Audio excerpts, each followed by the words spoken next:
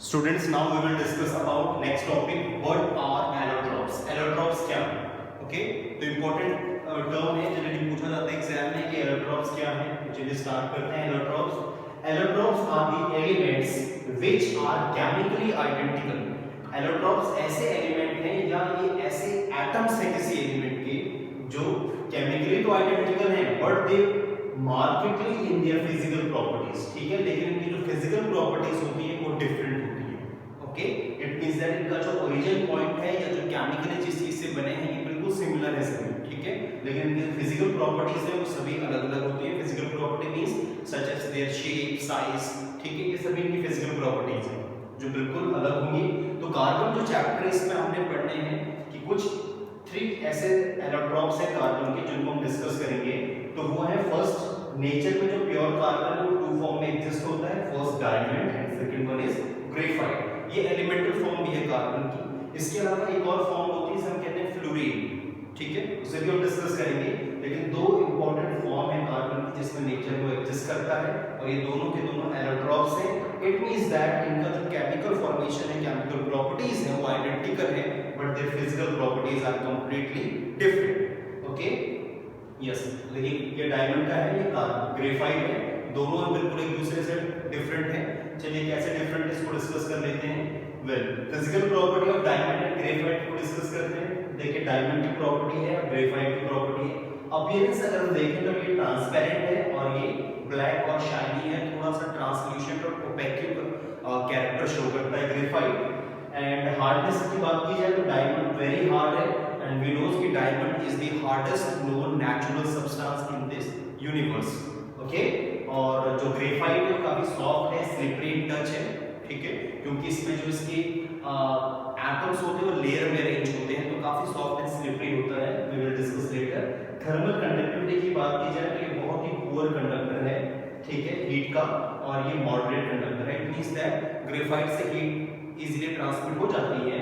और अगर हम बात करो इलेक्ट्रिकल कंडक्टिविटी को जो इंपॉर्टेंट है तो इलेक्ट्रिकल कंडक्टिविटी में ये बिल्कुल पुअर है, ये इलेक्ट्रिसिटी को कंडक्ट नहीं करता. ये बात आपको ध्यान रखनी है कि डायमंड क्या है, बैड कंडक्टर इलेक्ट्रिसिटी का, और जो ग्रेफाइट है ये बहुत ही गुड कंडक्टर इलेक्ट्रिसिटी का. ठीक है, रीजन भी वी विल डिस्कस लेटर. ठीक है, इसी वीडियो में हम डिस्कस करेंगे क्यों ग्रेफाइट जो है इलेक्ट्रिसिटी का गुड कंडक्टर है जबकि उसी के फैमिली का जो मेंबर है डायमंड वो गुड कंडक्टर नहीं. और ये क्वेश्चन हमेशा पूछा भी जाता है एग्जाम में. अगर डेंसिटी की बात की जाए किलोग्राम पर मीटर क्यूब में तो इसका 35,510 है और इसका 2550 अराउंड. ओके, और अगर यूजेस की बात की जाए तो ज्वेलरी एंड ड्रिलिंग में यूज होता है कॉमनली.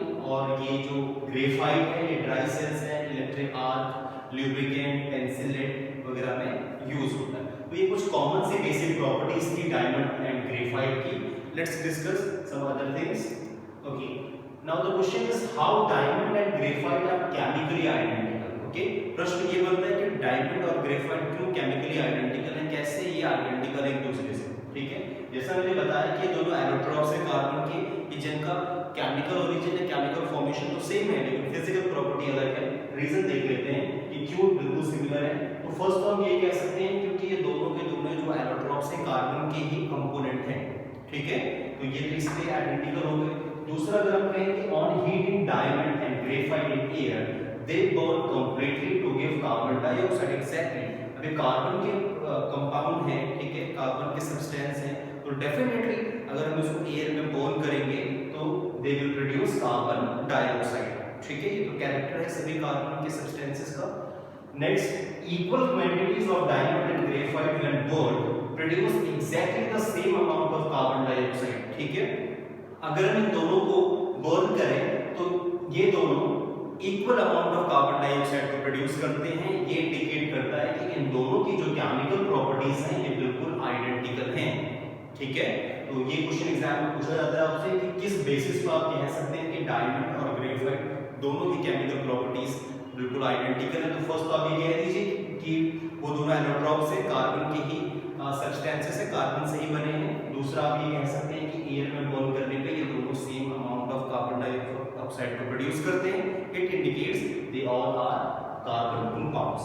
ओके, अब देखते हैं ये तो सिमिलैरिटी होगी कैसे केमिकल आइडेंटिकल. अब देखते हैं कैसे फिजिकल प्रॉपर्टी कैसे डिफर शो करते हैं. ठीक है।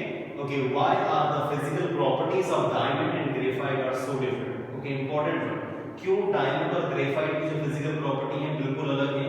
Well, the physical property of diamond and graphite are different due to the difference in arrangement of carbon atoms in diamond and graphite. Exactly, due to difference in their arrangement, both these graphite and diamond shows बिल्कुल different properties को show करते हैं, बिल्कुल reverse property को show करेंगे, ठीक है। And the reason being that कि अरेंजमेंट ऑफ एटम्स।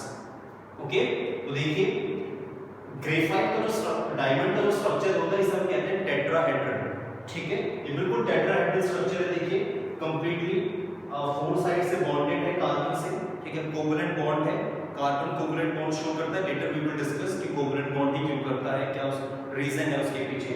तो कार्बन की वैलेंसी 4 होती है, जिसको हम लेटर डिस्कस करेंगे। तो ये 4 साइड से बॉन्ड होगा, ठीक है।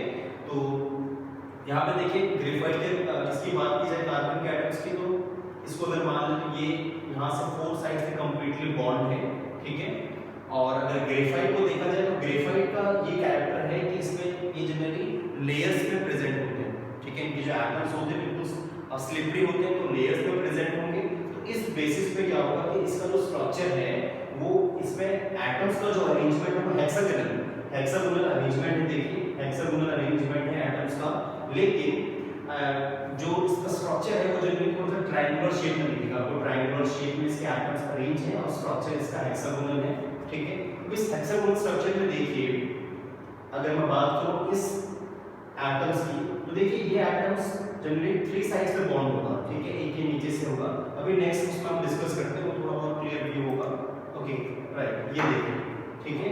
इसमें हम डायमंड और ग्रेफाइट को डिस्कस कर रहे हैं, क्यों ये केमिकल फिजिकल प्रॉपर्टी इनकी डिसिमिलर है। तो मैंने बताया आपको कि डायमंड जो है वो कैसा स्ट्रक्चर है, टेट्राहेड्रल स्ट्रक्चर है। तो टेट्राहेड्रल देखिए अगर मैं इसकी बात करूं तो 1 2 3 4 साइड्स बिल्कुल कंप्लीटली बाउंडेड है, कोई भी फ्री इलेक्ट्रॉन नहीं है इसमें। हम कोई या कहीं कोई भी डीलोकलाइज्ड, ठीक है, डीलोकलाइज्ड है, कोई भी फ्री इलेक्ट्रॉन नहीं है। But while in case of graphite generally ये लेयर्स में अरेंज होते हैं। तो यहाँ पे देखिए अगर बात की जाए इस वाले कार्बन की, तो यहाँ पे देखिए 1 2 3 साइड से बाउंडेड है सिर्फ, और हमें पता है कार्बन के वैलेंस इलेक्ट्रॉन होते हैं 4। तो एक वैलेंस इलेक्ट्रॉन हर एक स्ट्रक्चर में प्रेजेंट होगा, ठीक है। यहाँ पे देखिए ये भी 2 साइड से बाउंड है, ये वाला भी 2 साइड से बाउंड है, ठीक, 3 साइड से, ठीक है। सिमिलरली इसकी बात की जाए तो 1 2 3 बस, कोई और नहीं। तो due to presence of one delocalized या फ्री इलेक्ट्रॉन, ठीक है, इस वजह से ग्रेफाइट इलेक्ट्रिसिटी को कंडक्ट करता है, ठीक है। यही रीजन है कि why graphite is a good conductor of electricity and diamond is not, but both these are allotropes of carbon.